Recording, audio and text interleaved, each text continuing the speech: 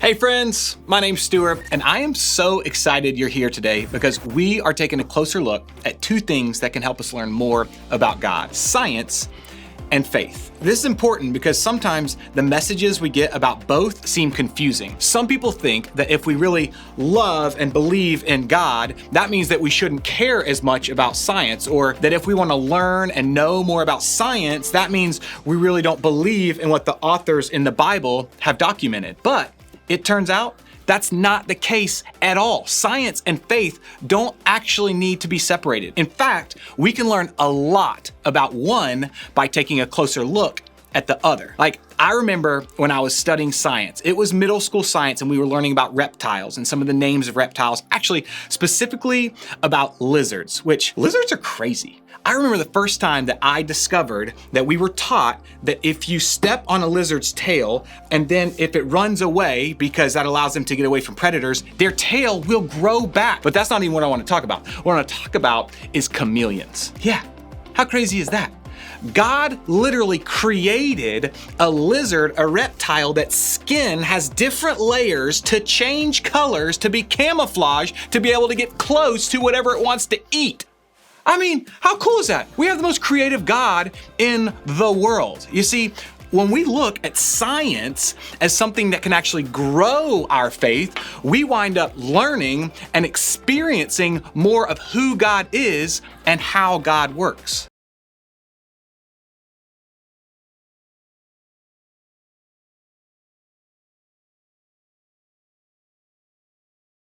But the problem is, some people don't look at science and faith this way. There are people who think the two should be separated. Some people think that learning about science might lead you to believe there isn't a God at all. They tell you that because science can't prove that God exists, it means that God doesn't exist. Or some might argue that because scientific facts can change and what God says never changes, it must mean science isn't trustworthy. Of course, other people think in order to fully believe in God, you have to give up on science, because if science seeks to explain things and some things about faith just can't be explained, maybe learning more about science could be dangerous to your faith. Maybe some of you have asked similar questions or had the same thoughts about science and faith. I know I've wondered all this before, and that's when things can get really confusing. The questions about science and faith can be complicated. And at the end of the day, how can we possibly know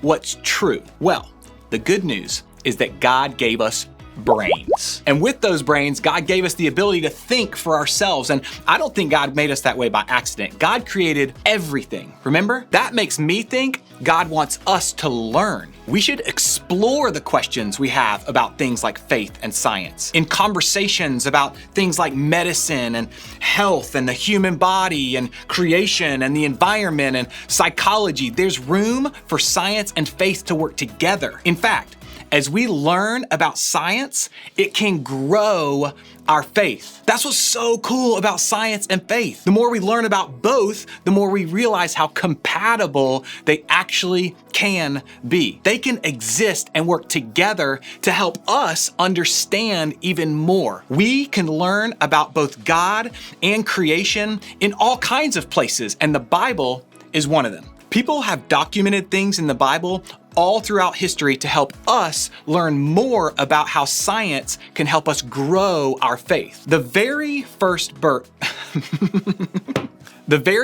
verse in the whole Bible says this: "In the beginning, God created the heavens and the earth." While this verse and the ones that follow don't exactly tell us how God created every little detail, it does tell us that God was there. God is the who behind all that we see in the world. Everything in the world belongs to God. That's where it gets challenging, because while faith is asking questions of who or why, science seems to be asking questions of how. And for a lot of people, asking both questions isn't something they really consider doing. That was definitely true of a guy named Charles Darwin. Maybe you've heard his name at school or in your science books. That's because Darwin was a really brilliant biologist in the 1800s who spent a lot of time studying animals and nature. He was really fascinated with the question of how those things came to be. Eventually, he published a book called On the Origin of Species, and in it, he talked a lot about his ideas on how things like animals and nature and people all got here. He'd spent some time in a place called the Galapagos. How do you say that?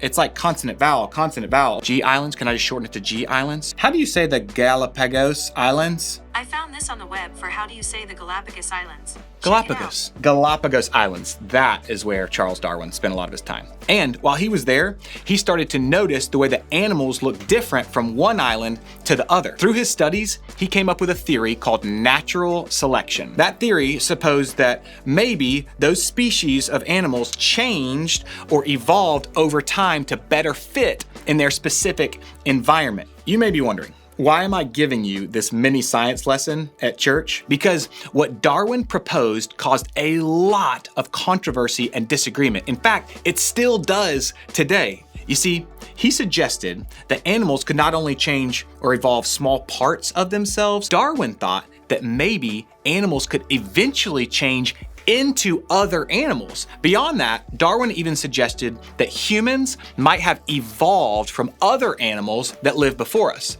And here's why that idea is so controversial. Darwin suggested that human beings came to existence by accident and that we weren't created on purpose or with a purpose by God. Confusing, right? Darwin's idea is a good example of why people struggle so much about how faith and science can work together. Darwin spent a lot of time trying to understand how the things in the world were created, but he never stopped to consider a creator. As we talked about just a few minutes ago, Christians believe that God is that creator. And if that's true, then none of creation happened by accident. It was all designed on purpose and with a purpose by God. In that very first chapter of Genesis, the writer talked about all of the things God created: light and water and land and plants and animals. It really is amazing when you stop and think about it. But just when you think it's all said and done, things got a little more specific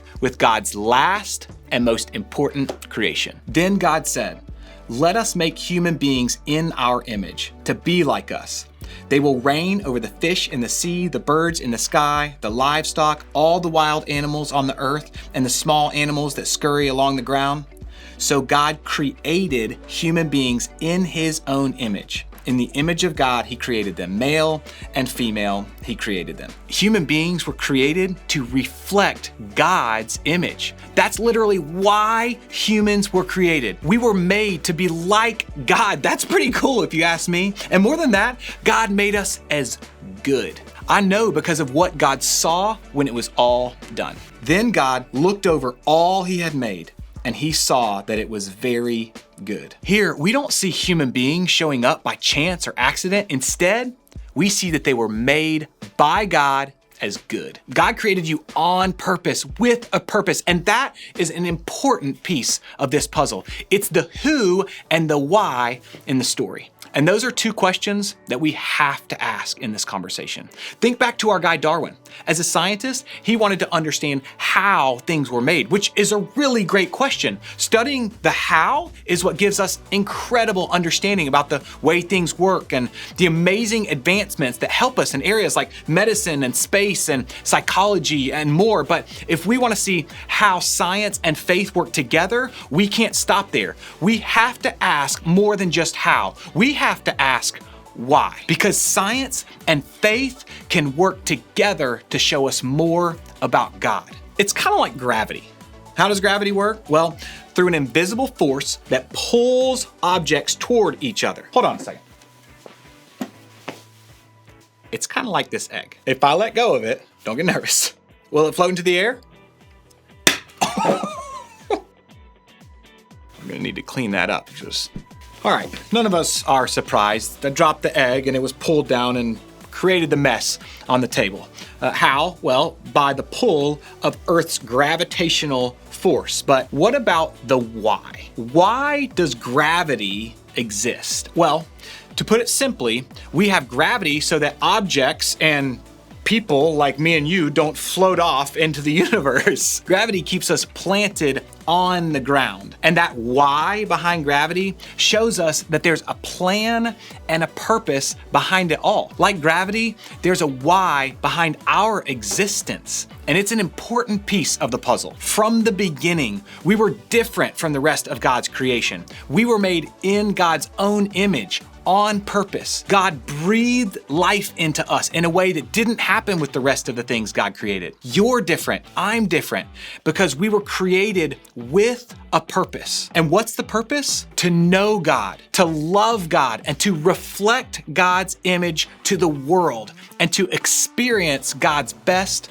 for your life. That purpose is what makes you different from the rest of God's creation. And it's something that science, without God, can't tell you, because science and faith can work together to show us more about God. Together, they show us the bigger picture. So, what do we do with all this stuff? Do we throw out Darwin and others like him completely? Do we ignore what's been documented in the Bible for us about the way we're created because it doesn't make sense scientifically? I don't think we have to do either of those things.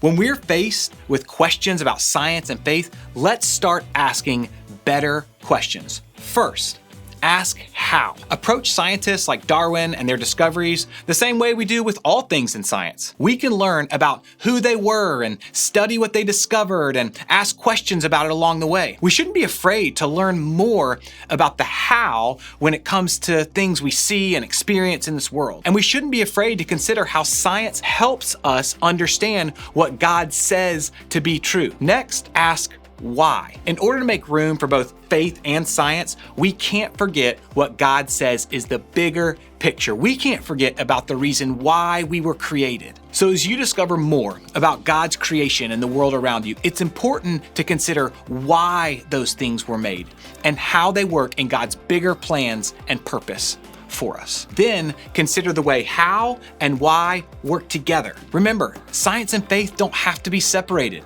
In fact, learning about the two things together can actually help us grow in so many ways. In order to do that, we have to ask both questions, how and why. We have to consider how those two things work together. When you're learning about the human body, consider how it works and why it was designed to work that way. When you're learning about space, consider how the planets work and why they're positioned the way they are. When you're learning about the mind, consider how it functions and why God made it to work that way. As you discover more about science, look for what it shows you about faith too.